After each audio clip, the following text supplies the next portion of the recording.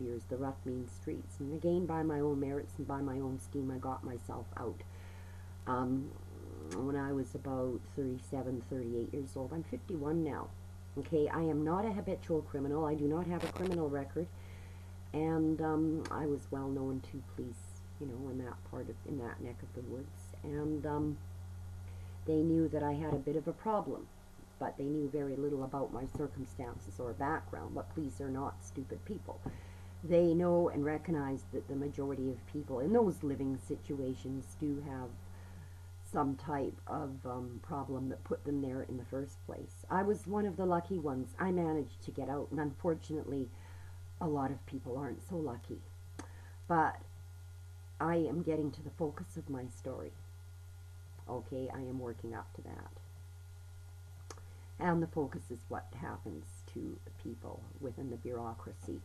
Okay, when you are known in the system to have a disorder as such. It's not very pretty. And it's totally unnecessary, and it has got to stop.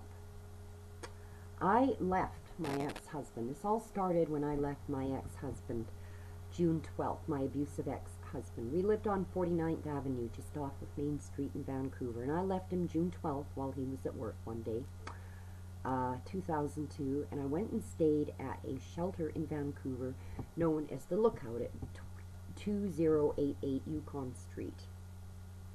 I stayed there from June 12th till June 30th.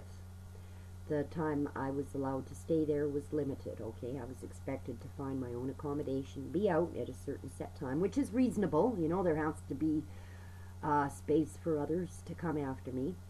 And during my stay there, the staff and everybody else told me that they really enjoyed having me there and told me to keep in touch and come back and to visit them, okay?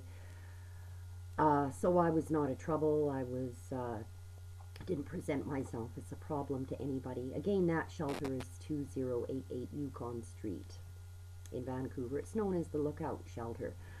I secured a temporary accommodation for myself in a shared accommodation living arrangement as my finances dictated that I couldn't afford to pay much rent, and I did this in view of looking at it as a temporary living situation, and I had a room of my own. I had a lock on it.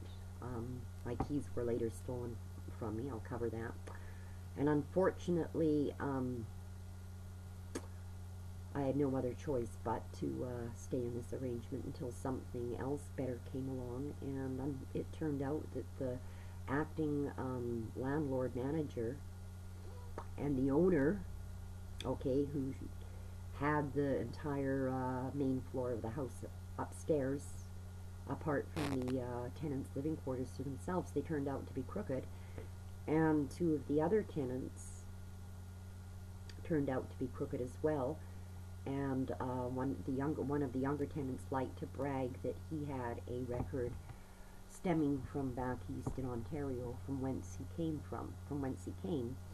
and that he had been arrested numerous times back in his hometown of Ontario for several property-related thefts. I got out of there on July 15th, 2002. I abandoned the premises,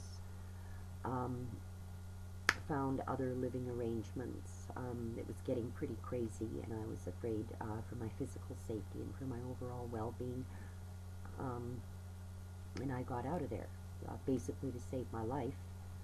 Went back 3 months later, exactly, right to the day, October 15th, 2003, with a minivan.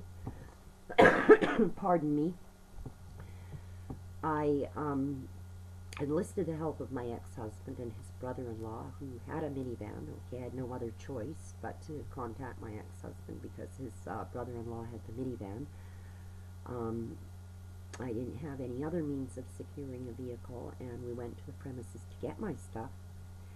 And the acting owner and the manager were not there, and one of the other tenants wasn't there, which only left the one tenant, the young guy who liked to boast about the fact that he had a criminal record. He stood in front of the garage door, eagle spread, you know, arms and legs out, which indicates